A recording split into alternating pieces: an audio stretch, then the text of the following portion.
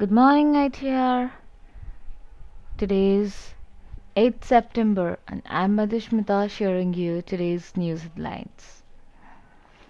Government intervention in education policy should be minimal. PM. Hypersonic cruise vehicle test puts India in elite club. Delhi Metro chugs off to cautious start. Odisha villages to join mobile highway.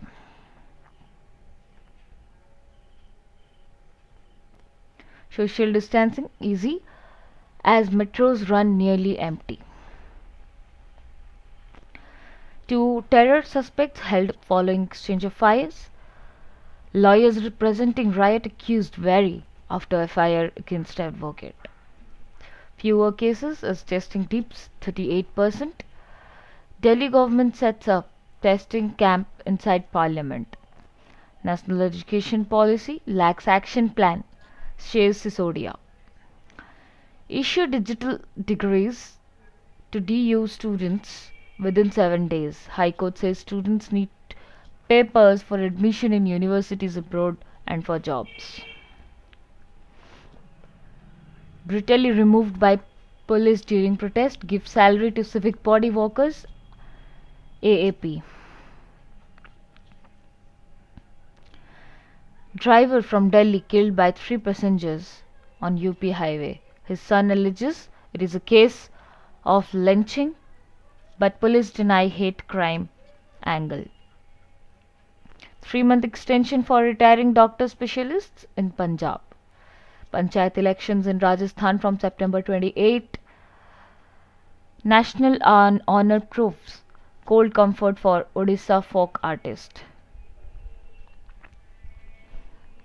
Jitendra Haripal awarded the Padma Shri in 2017 for his contribution to the folk music of Odisha's Sambalpur district is keeping his fingers crossed, hoping the current dry spell of the monsoon continues. His 4-room tile-roofed house in the Station Pada area of Sambalpur town is on the verge of collapse.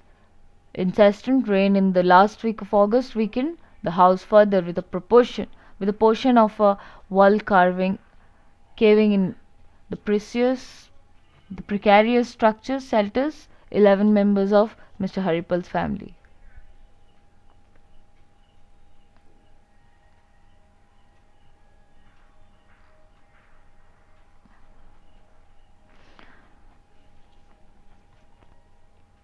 Coming to the editorials.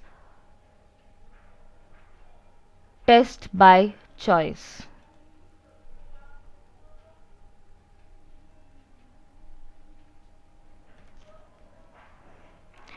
India needs a more nuanced approach to COVID-19 testing. On September 4, India crossed 4 million novel coronavirus cases 13 days after crossing 3 million on August 22. On Saturday, the fresh cases app reported surpassed China's total recorded case 90,770. So far, on Sunday, India surpassed Brazil to record the second highest number of cases in the world. Since August, India has been reporting the highest number of cases each day, which has been steadily increasing from over 50,000 last week of July to over 60,000 in the first week of August, over 70,000 in the fourth week, before jumping to over 80,000 cases in September.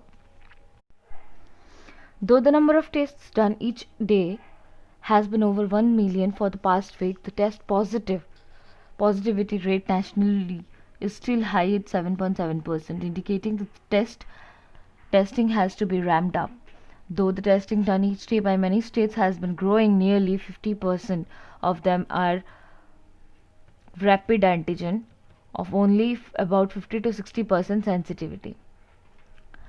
Unfortunately, with no repeat testing of negative cases and only a small percentage of people with symptoms but negative resulting being validated with a RT-PCR. Many of the infected are not being diagnosed. The ICMR's latest advisory provides for testing on demand to ensure higher levels of testing. While ramping up testing is needed, testing on demand by anyone might not be the correct approach to adopt. The ICMR of theoretically making India's 1.3 billion people eligible for a test, even where there is no capacity to undertake this.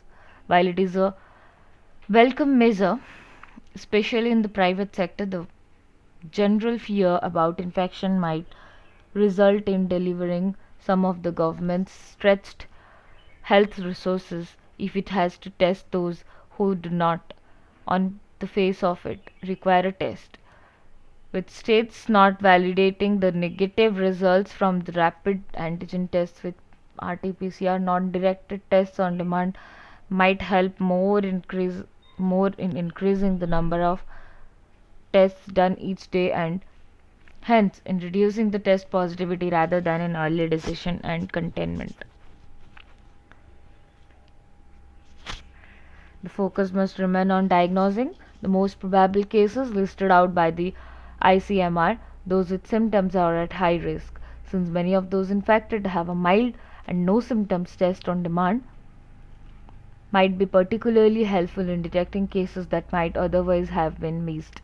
But such a tragedy should be restricted to clusters, hotspots, and containment zones, beside dense urban areas with anticipated high transmission in the unlock phase.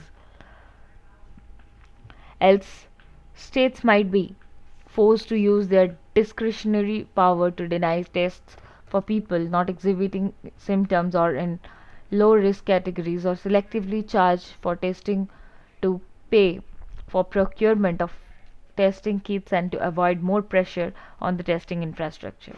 There is also the possibility of over reliance on antigen testing to cope with the growing demand for testing.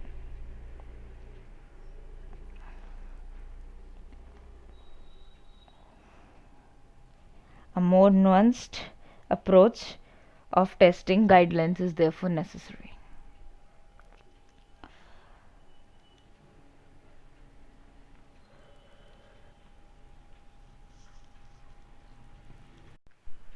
The search for an end to the complex Naga conflict, the center must note that the most armed insurgents find resolution in a grey zone called compromise.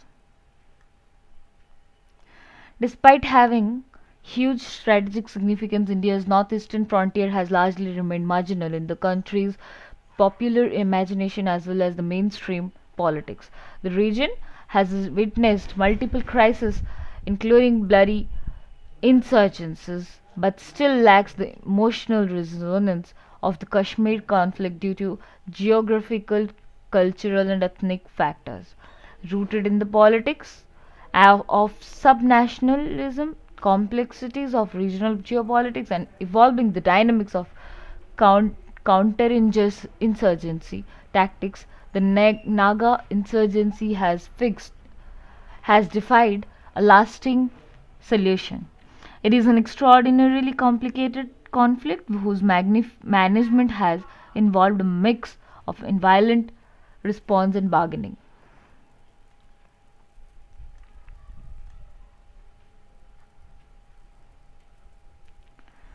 The NSCNIM has demanded the removal of Mr. Ravi as the center's interlocutor in the peace process, asking for reformation of the 2015 Framework Agreement as being alive in its original form.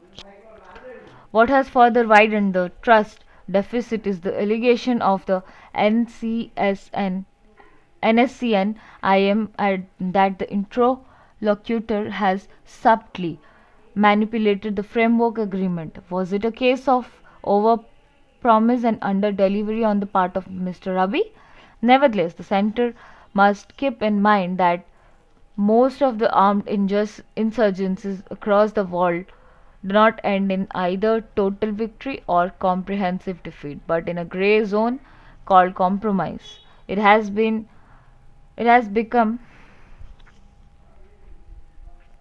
even more urgent in view of China's usually aggressive behavior in Ladakh.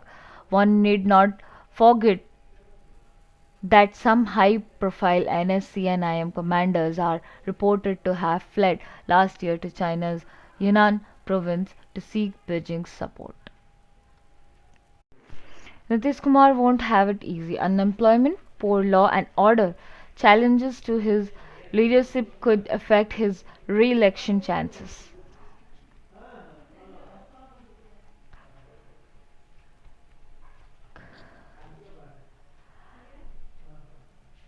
Testing level, fresh cases deep in Telangana, Kerala. High Court's acquittal in Udam Udam Malpet case needs serious consideration. Supreme Court bench admits criminal appeal filed by Tamil Nadu government. NIA accused erased data from consoles.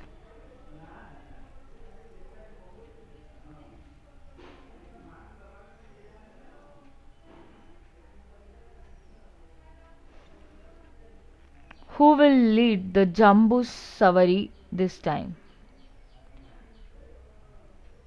Mysuru Dasara High Power Committee to take a call today. Abhimanyu likely choice to replace Arjuna.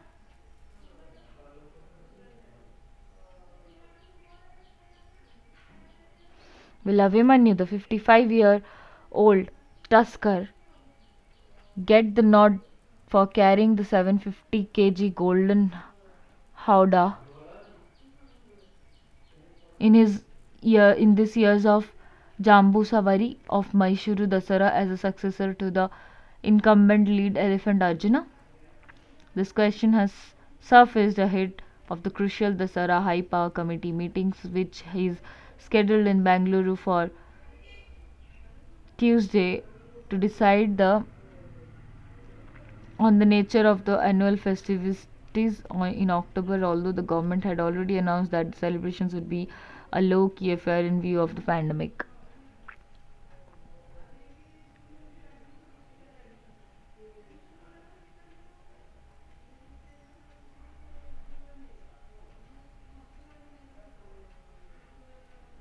LJP keeps options open on Bihar poll.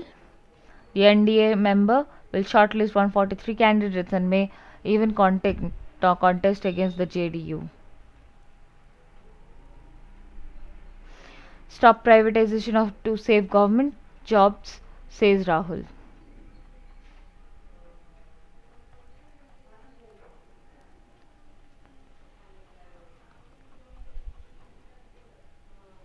August rainfall highest since 1926.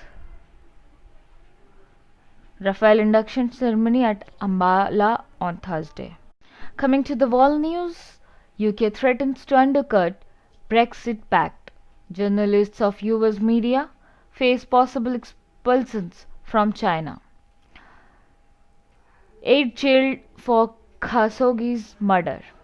IS claims responsibility for Tunisia terror attack. Navalny out of coma, Berlin hospital. Saudi Arabia wants fair solution for Palestinians. Fresh blaze on stricken oil tanker off Sri Lanka. An all-powerful president and a rubber stamp parliament. Recently, guested draft 20th Amendment enhances Sri Lanka president's immunity. Opposition fears it will take the countries back by a decade. Coming to the business news, measures needed to protect growth potential. China exports rise most since March 2019. RBI set sectoral norms for resolution of COVID-19 related stressed assets. Vodafone Idea hints at tariff hike rebrands offering as VI. RBI to buy sell GSECs worth rupees 10,000 crore. Curbs on current account affecting MFI's Sadhan. Coming to the sports news, Novak Djokovic disqualified accidentally hits line judge with ball as he vents his frustration at losing serve. No carrying past baggage, says Kohli. Sindhu to play Uber Cup.